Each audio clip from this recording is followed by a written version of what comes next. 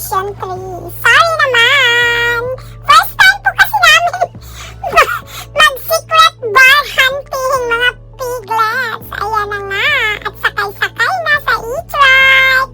Siguro abutin niya ng mga 6 minutes to 8, ganon. Depende sa takbo ng e-trike. Minsan mabagal kapag palobat na. Ayan na nga mga piglets. Malapit na tayo sa D-Mall. Nasa ano na tayo? Saan na ba yan? Ha? Sa Azalea. Ayan, bilis-bilis naman, manong driver. Ride na nga tayo mga piglets. Drive.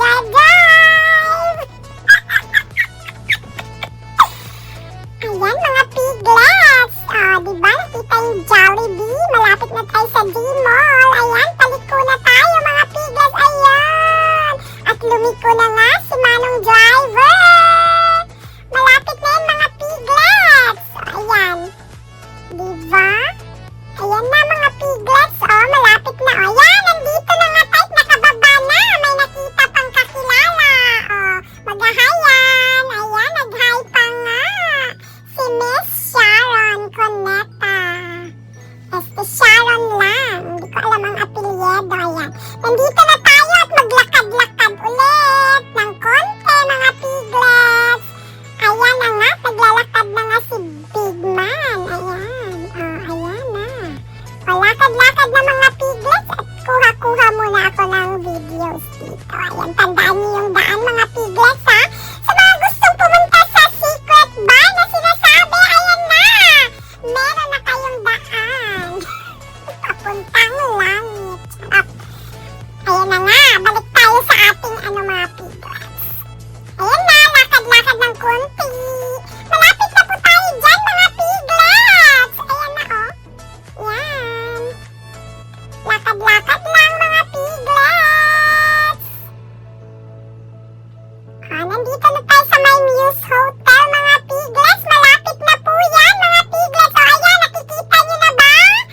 Yung Ritz na yan. Pag nakita nyo yung Ritz na yan, dyan po tayo papasok mga piglets. Sa Ritz na yan mga piglets.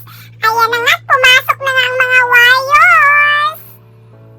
Ayan, pasok na. Wag nang mahiya. Nahiya pa kayo Ayan, mga piglets. At pinauna nga ni Big Man ang mga wires, mga piglets. Ayan, at first time na namin makapunta. Titingnan natin kung paano pumasok mga piglets sa sinasabing papasok na tayo sa cabinet. Meron nga ba? Tingin-tingin muna. Kung merong cabinet na nakikinita. Ayan, at dumiretso na nga ang mga wires, mga piglets. Ayan, at may nakita nga silang cabinet. At check muna ni Uncle Melvin. Okay daw, may pinto papasok ng langit, mga secret bar pala mga piglets. At ayan na nga, pumunta yan. Babalik tayo sa labas yan mga piglets para ipakita kung anong itsura ng cabinet na yun na papasukan nyo. Charot. Ayan mga piglets! Kinuhaan muna natin. Ayan, lumabas nga si Big Man. Ayan yung cabinet. Ayan nga mga piglets. Yan. Diyan tayo papasok. Ayan, pagbukas natin.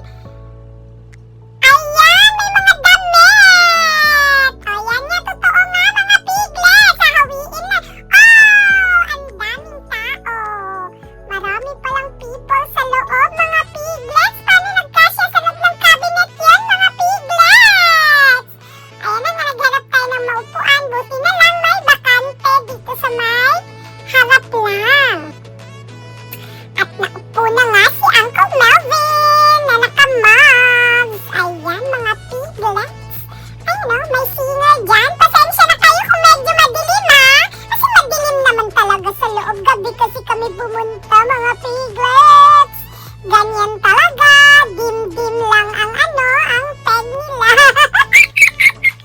Diba mga piglets? At napuntahan niya natin yung tinatawag na secret bar. Diba? Napasok na rin natin ang Narnia. Charot.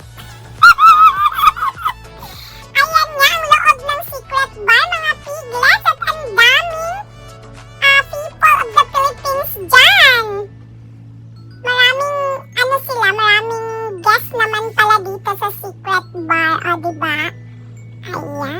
Drink, drink, drink!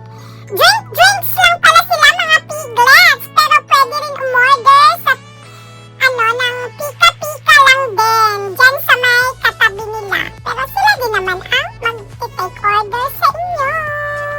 Ayan ang bar nila mga piglets. O, diba?